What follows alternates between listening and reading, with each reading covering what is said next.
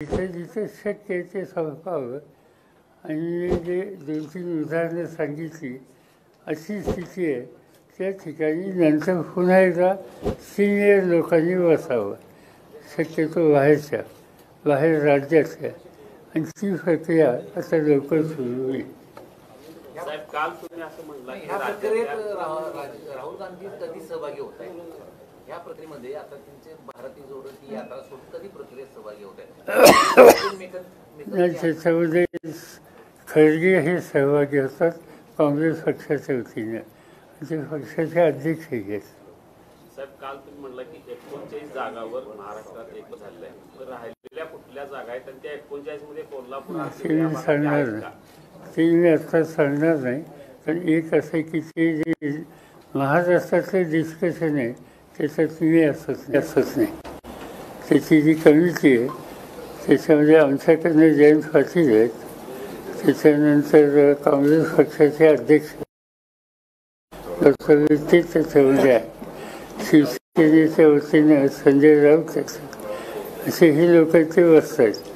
आणि त्यांनीच मला सांगितलं की इतक्या जागा साधारणतः आमचं अंडरस्टँडिंग आहे आणि काही जागेच्या संबंधी आमच्यामध्ये जे असेसमेंट आहे त्यामध्ये अंतर आहे. बघूया आता ते उद्या बसणार आहे. एमएसपीच्या प्रश्नावर उत्तर भारत पुन्हा अस्वस्थ होतोय, तर एमएसपीच्या प्रश्नावर उत्तर भारत शेतकरी पुन्हा आंदोलन करतो नाही, हा विषय समजतो ना. मग स्वाभिमानी आणि वंचितचा काय निर्णय झाला का या संदर्भात? बाळासाहेब आंबेडकर यांच्याबरोबर चर्चा आमच्या सहकाऱ्यांच्या झाल्यात. ते बैठकीला एकदा होते, त्यांचे सहकारी होते. आंबेडकरांनी एक सूचना अशी केली की एकत्र बसणं आवश्यक आहे, पण सायमल्टेनियसली कशासाठी बसायचं? उद्या लोकांच्या समोर आपला सामुदायिक कार्यक्रम काय आहे त्याची स्पष्टता असली पाहिजे आणि त्या दृष्टीनं आता त्याची चर्चा चालू आहे. महाराष्ट्राबाहेर राष्ट्रवादी लोकसभेच्या काही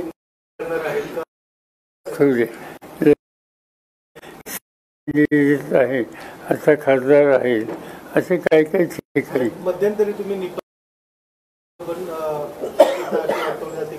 तिथं सुदैवानं आता काँग्रेसचं राज्य ते म्हणजे आम्ही एकत असलेले लोक त्यांच्याशी आम्ही चर्चा करतो. जागा वाटपामध्ये रस्तिकेच हा मिळणार नाही का? कारण आपण पाहतो की प्रत्येक जागेवर विचार करून चर्चा करून निर्णय होते, त्यामुळे परिस्थिती वेगळी व्हायची आणि त्या फुटीचा फायदा दुसऱ्यांना व्हायचा. साधारणतः वेगवेगळे राजकीय पक्ष ज्यावेळी एकत्र बसायचं म्हणतात त्यावेळेस साहजिकच आहे की प्रत्येकाच्या काही अपेक्षा असतात, त्यांच्या सहकार्याचा आग्रह असतो. आत्ताच मला पक्षाचे नेते भेटून त्यांनी त्यांची यादी दिली. त्याच्यामध्ये असं दिसतं की त्याच्या काही जागा इतरांनी मागितलेल्या आहेत. हा साधारणतः ही स्थिती निगोसिएशनमध्ये होतेच.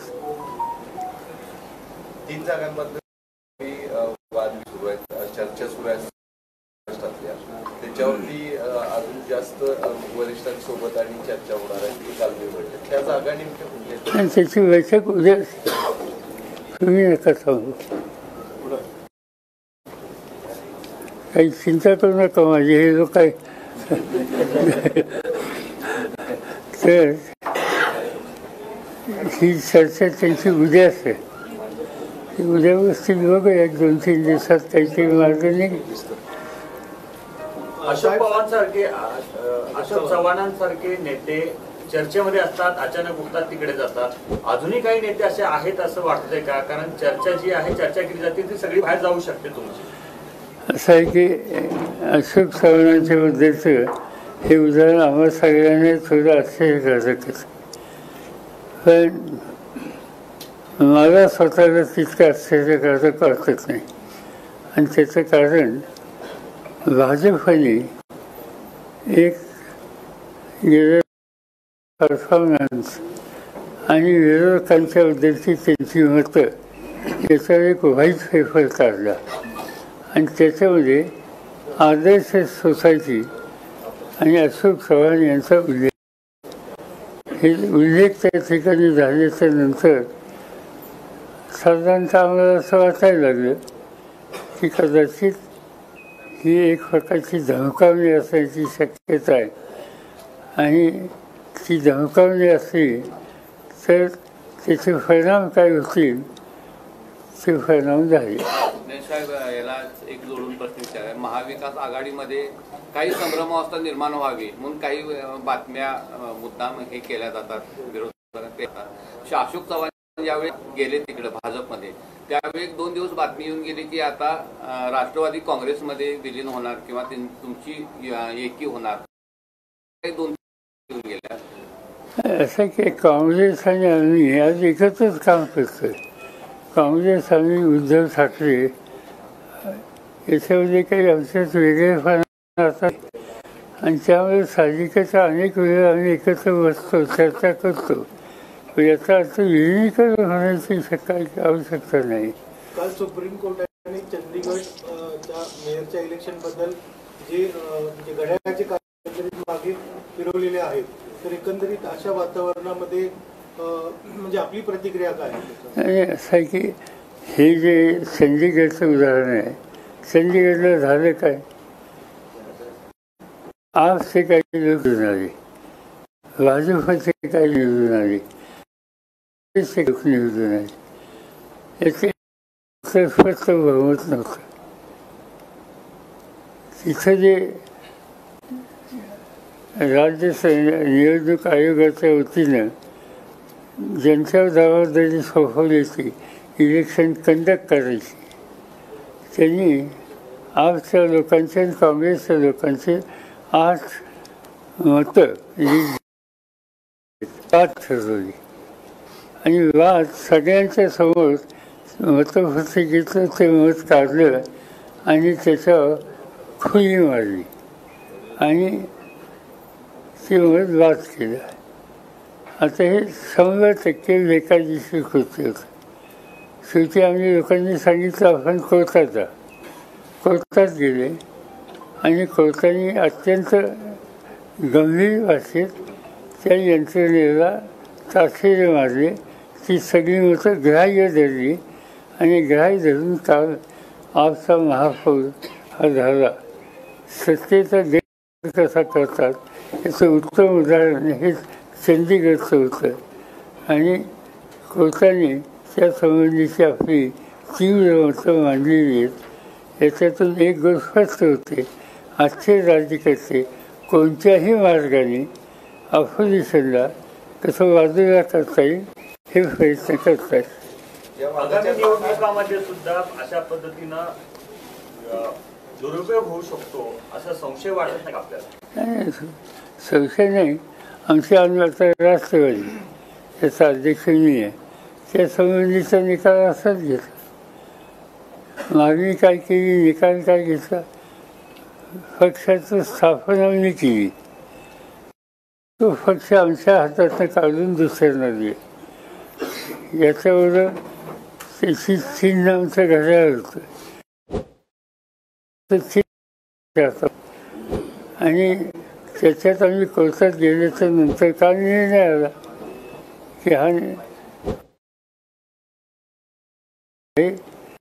चिन्हाच्या संबंधी वेगळा काही विचार असेल तर निवडणूक आयोगानं 7 दिवसाच्या आत आम्ही अर्ज केल्याच्या नंतर आम्हाला चिन्ह द्यावं आणि यासंबंधी सुप्रीम कोर्टाने निवडणूक आयोगावर ताशेरे मारले. त्यामुळे जसं आमचं झालं तसं आमचंही झालं. पण सुदैवानं अजून या देशाची न्यायव्यवस्था ही कुठे आम्हाला जाता येते अशी आहे आणि त्यामुळं काही ना काहीची फसणं सोडवत आहे. पक्षांतर बंदी कायद्यामध्ये बदल केले पाहिजे असं शाहू महाराजांनी काल म्हटलेलं आहे. पक्षांतर बंदी कायद्यामध्ये काही त्रुटी देखील आहेत, त्या बदलणं गरजेचं आहे त्यांनी म्हटलं. या सगळ्याच्या तुम्हाला आता तू त्यांना विचारलं पाहिजे, मी ऐकलं तुम्ही म्हणता ते आवश्यक वाटतं. निवडणूक आयोग जो निर्णय घेतो त्यामध्ये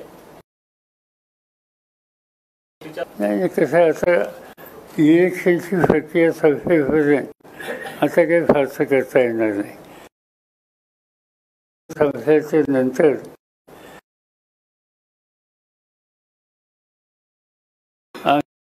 राजकीय पक्षांनी बसून चर्चा केली पाहिजे. निवडणूक आयोगाच्या संबंधी एक पत्र आमच्या पुढे ज्या त्यांच्याबद्दलच्या शंका आहे याबद्दलचं मी निवडणूक आयोगाला पाठवलं. त्याच्यामध्ये माझी सही आहे, त्याच्यामध्ये खडगेंची सही आहे, त्याच्यामध्ये CPM सीताराम येचुरी त्यांची सही आहे, जी राजांच्या संबंधीची होती, तृणमूल काँग्रेसची होती, समाजवादी पक्षाची होती. आणि या सगळ्यांनी मिळून एकंदर ज्या पद्धतीनं निवडणूक आयोगाचं काम होतं त्याची आवश्यकता आहे असं पत्र लिहून आम्ही त्यांना भेट मागितली की आम्हाला आमचं डेलिगेशन होतं, त्या डेलिगेशनला तुम्ही भेटावं. आम्हाला त्यानंतर एक 6 पानाचं निवडणूक आयोगाचं पत्र की आम्ही करतो ते कसं योग्य आहे आणि त्यामुळे भेटायची आवश्यकता नाही. आता जेव्हा भेटायची आवश्यकता नाही, जायला नको, हे कधी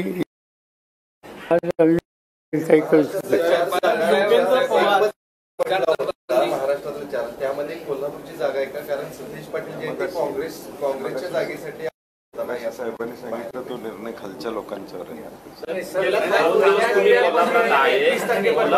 उमेदवारी संदर्भात काय चर्चा झाली का?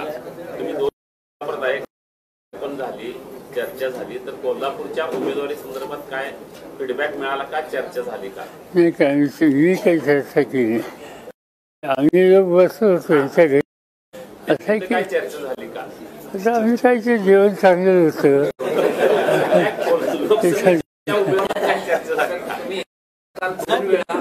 योगेंद्र पवार काल एकाच दिवसात 2 वेळा तुम्ही शाहू महाराज साहेबांच्या उमेदवारीबद्दल भूमिका म्हणजे तुमची इच्छा व्यक्त केली, तर त्यांच्याकडनं तसा काय फीडबॅक आपल्याला आला आहे? असं एका वर्तमानपत्रात मी आज वाचते त्यांनी काही म्हणलंय म्हणून. असं आहे त्यांनी त्यांचं मत सांगितलं की आम्ही मागणी केली असं नाही. हा विषय निघाला कुठनं?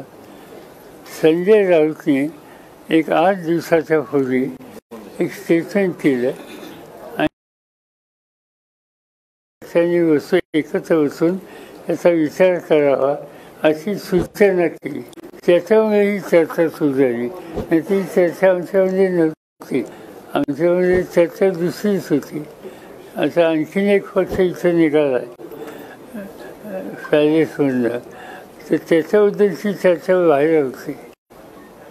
गेल्या 5 वर्षातल्या राजकीय स्थित्यंतराचा विचार करता केंद्रात सत्ता काय ठेवायची आणि राज्यात केंद्रीय तपास यंत्रणाचं आणि फोडाफोडीचं राजकारण करून राज्यात सत्ता कशी मिळवायची असा एक आत्मविश्वास भाजपला आला असं वाटतं? नाही, हे त्यांचा हा धोरणात्मक कार्यक्रम आहे आणि विशेषतः मोदी साहेबांचा न बोलता हा कार्यक्रम आहे. एका बाजूला भाजप 400 जागांची गॅरंटी द्यायला आली तरी सुद्धा वेगवेगळ्या राज्यातले काँग्रेस किंवा नेते फोडणे किंवा काँग्रेसचे अकाउंट सील करणं ही अस्वस्थता कशातून आहे? सरळ नाही ना. आणि जे असेसमेंट आहे, जे सर्वे झाले ते सर्वे असं सांगत नाही. म्हणजे तुमचा तसा इंडिया टुडे किंवा याचा सर्वे तुम्ही वाचलाय का? आता महाराष्ट्राचा सर्वे त्यांनी दिला की जवळपास 50% जागा आमच्या लोक आहेत. आणि त्यामुळे काही करून काही राज्य ही अस्थिर कशी करता येईल, फोडाफोडी कशी करता येईल त्या दृष्टीने त्यांची पावले टाकतात. त्यासाठी ईडीचा वापर, त्यासाठी CBIचा वापर, अन्य प्रकारच्या चौकशाच्या यंत्रणा आहेत त्या सगळ्याचा वापर ही गोष्टी करतात. आणि जे त्यांचे लोक सांगतात की मोदी आहे तर नामुमकिन आहे, ते हे नामुमकिन आम्ही सतत बघत असतो. निर्णय आपल्या बाजूने येत असताना दिसतोय, पण दुसरीकडे अजितदादा पवार गटाच्या वतीनं पुन्हा 10 आमदारांना अपात्र करा अशा प्रकारची याचिका न्यायालयातच केली जाते. याकडे कसं बघता? आता केली त्यामुळे मी आज काही त्याच्या भाषण आमचे वकील लोक त्या ठिकाणी बघतील. बारामतीतून ऍक्टिव्ह होत आहे. काल राष्ट्रवादीमध्ये प्रवेश केला.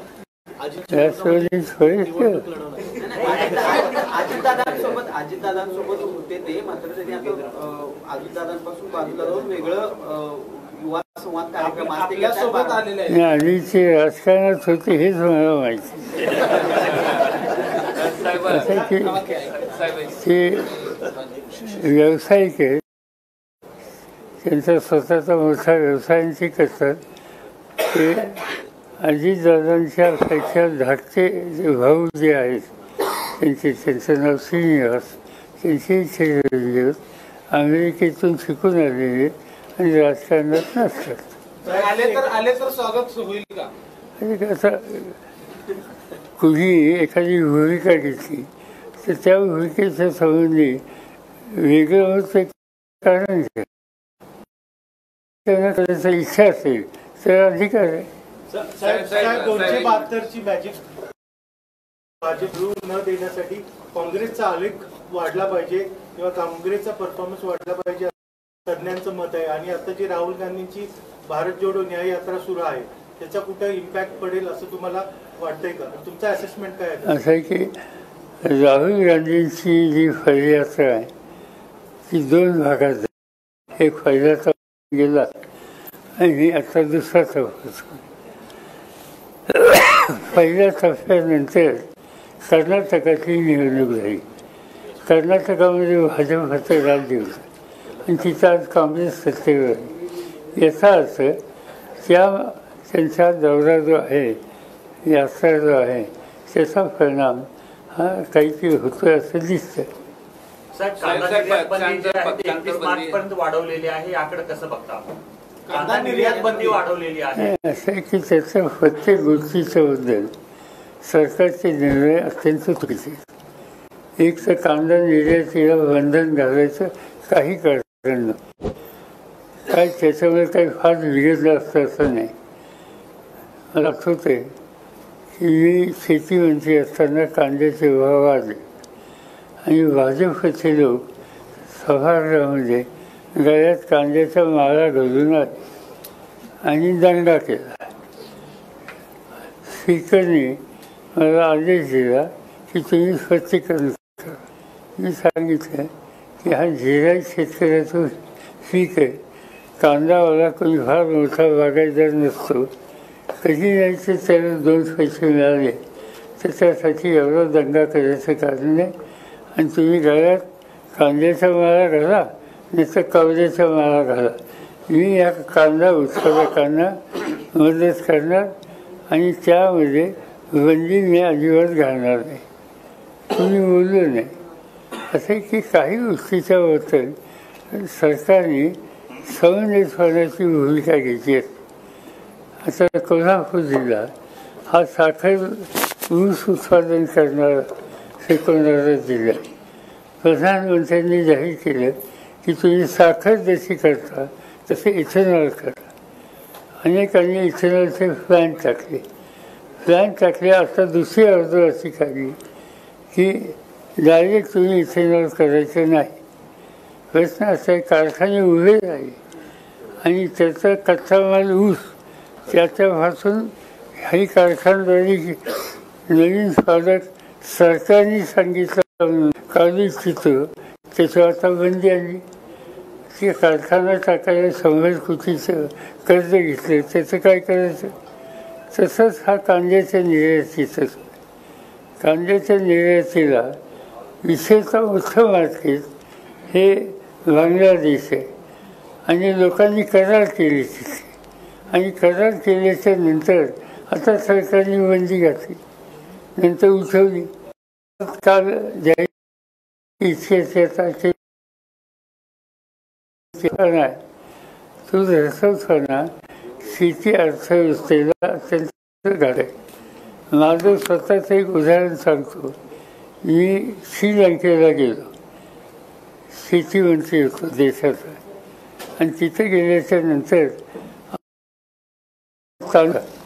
तर तो तांदूळ घ्यावा म्हणून तिथले राष्ट्रपती राजपक्षे त्यांचं नाव. पक्षांच्या माझ्या बैठकीवर मी त्यांनी सांगितलं की आम्ही तुम्हाला तांदूळाचा पुरवठा करू इच्छितो. त्यांची गरज होती. त्यांनी मला सांगितलं की आम्ही घेत नाही. म्हणजे का त्यांनी असं उत्तर दिलं, तुमची क्वालिटी उत्तम आहे, पण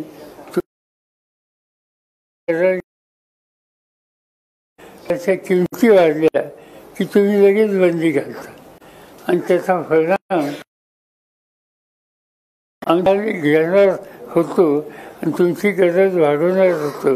हे जे आम्ही आश्वासन दिले ते आम्ही फार पाडू शकत नाही. तुमच्या धोरणात ज्यावेळेस कन्सिस्टन्सी त्यावेळी आम्ही चर्चा करू. हा तिथल्या राष्ट्रपतींनी मला स्वतःला सांगितले आणि म्हणून आम्ही त्यानंतर हे कधी होऊन दिलं नाही. पण हल्लीचं सरकार हे दर 15 दिवसाला निर्णय बदलतं आणि त्याचा परिणाम विशेषतः शेतकऱ्यांचा अतिशय वाईट होतो.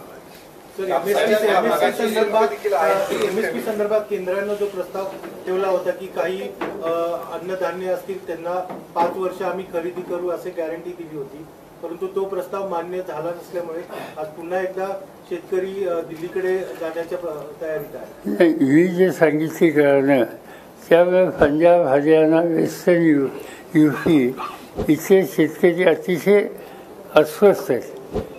तुम्ही बघितले की या देशाच्या इतिहासात असं कधी आंदोलन झालं नाही की दिल्लीच्या सीमेवर 1 वर्षभर शेतकरी बसले.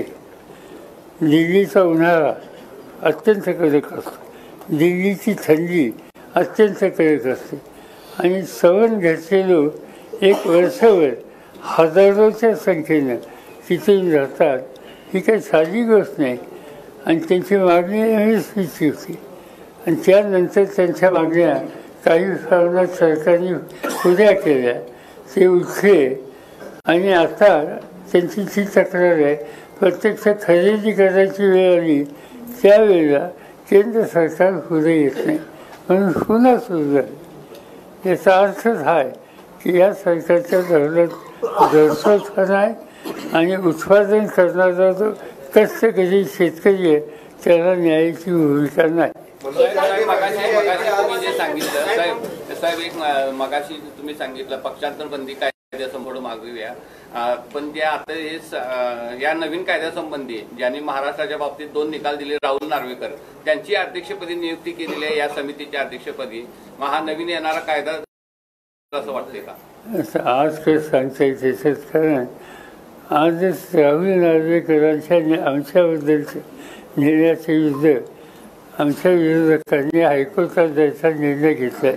त्याची केस आज आहे आणि त्यामुळे आज मी काही त्याचं भाषण एकाकीपणाची संघर्ष यात्रा पद्धतीची असेल यापुढे. एकाकीपणाची संघर्ष यात्रा ह्या पुढची कशा प्रकारे असेल तुमची? कशामध्ये आता तुम्ही एकाकी पडलात असं समाजामध्ये बोललं जाते की बाबा सगळे लोक तुमच्या बाजूने गेले अशा पद्धतीनं. आता ह्या पुढचा संघर्ष कशा पद्धतीनं? या गोष्टी अशा मला फारशी चिंता करणारच असं वाटत नाही. एक गोष्ट सांगतो, 1980 साली माझ्या पक्षाचा 59 आमदार निवडून आले. अंतुले मुख्यमंत्री होते. निवडणूक झाल्याच्या नंतर मी परदेशाला गेलो. 10 दिवसांनी परत 59 आमदारांपैकी 6 सोडून सगळे गेले. म्हणजे 3 महिन्यात मी विरोधी पक्ष नेता होतो, तर विरोधी पक्ष नेतेपद गेलं आणि मी 5 लोकांना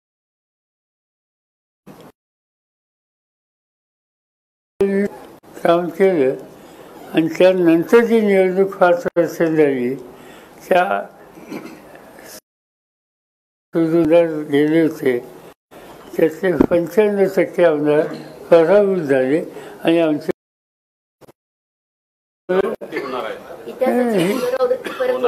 नेहमीच होईल. आपल्या वयाबद्दल बोललं जातं, वयाबद्दल भाषणामध्ये उल्लेख केला जातो. आगामी लोकसभेच्या पार्श्वभूमीवर पवार साहेबांचा महाराष्ट्रातला दौरा कसा असणार, तुम्ही सगळं प्लॅनिंग केलं असेल, कारण पवार साहेबांचा दावा सर्वांनाच माहिती. असं आहे की त्यांची आणि त्याच्या दावेची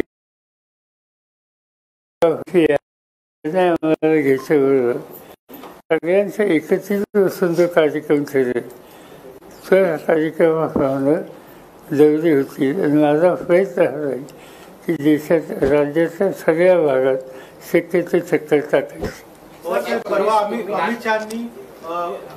शहानी भाषणात टीका केली की सोनिया गांधींना त्यांच्या मुलाला पीएम बनवायचं आहे, शरद पवार साहेबांना त्यांच्या मुलीला सीएम बनवायचं आहे.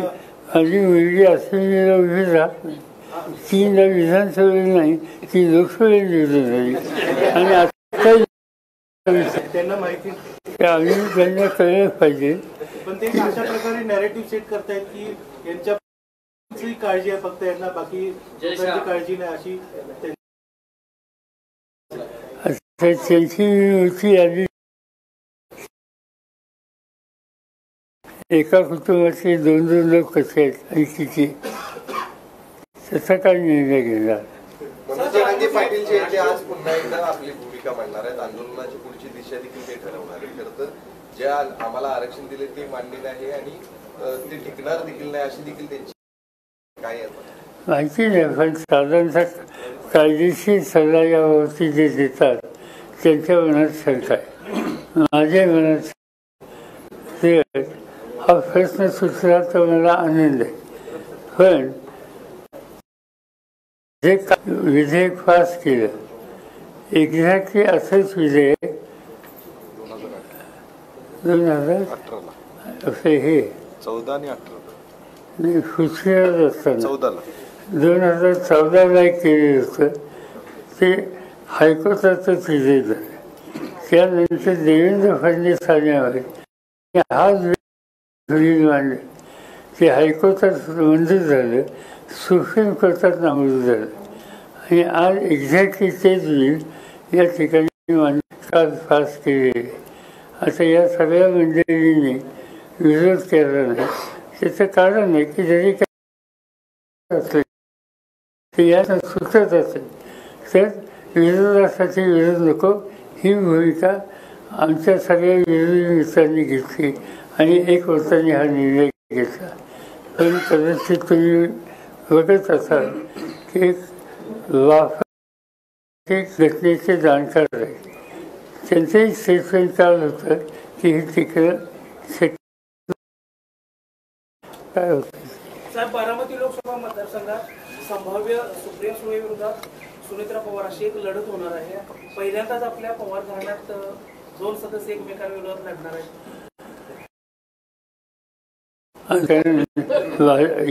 विरोधक आहेत त्यांनी उमेदवाराचं नाव डिक्लेअर केलेलं नाही. मराठा आरक्षणाचा प्रश्न सुटला तर मला आनंद होईल असं म्हटलं. मात्र आपलं सरकारला या काय नक्की पर्याय असू शकतात नाही सांगता येणार नाही. एकदम हा संबंध 10 भागावा लागेल. हा जो मागासवर्गीय आयोग होता त्याचा तोही मला माहिती नाही. तोही बघावा, तो अत्यंत महत्त्वाचा आहे. या सगळ्या तरी करून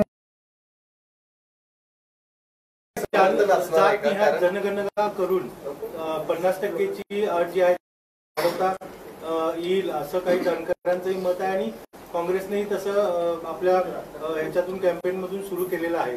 तर मराठा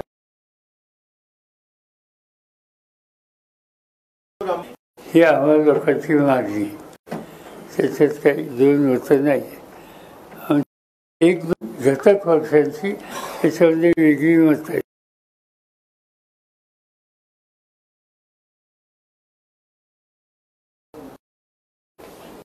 मनोज जरांगेंच्या आत्ताच्या भूमिकेला समर्थन आपलं आहे का? कारण त्यांनी सगळी सोयऱ्यांचा काय हेच माहिती आज कळेल. त्यांची आजच बैठक आहे ती नंतर सांगू. निवडणुकीच्या पार्श्वभूमीवर सोशल मीडियाचं जे काही हे होतं त्याच्यात बंधन निवडणुकांना सोडलं होतं रिकामं. आता त्याच्यामध्ये त्याच्यामध्ये बंदी आणण्याचा प्रयत्न केला जातो असं दिसतं. चॅनल तुमच्यापैकी त्यांनी काही बातम्या दाखवल्या, काही अनालिसिस केलं, त्यांना सांगितलं की तुम्ही ठेवा. याचा अर्थ काय? याचा अर्थ सरळ सरळ व्यक्ती गदा आणण्याचं काम सुद्धा करतात, त्यांच्यापेक्षा वेगळी मतं मांडली. एक प्रकारची हुकुमशाही.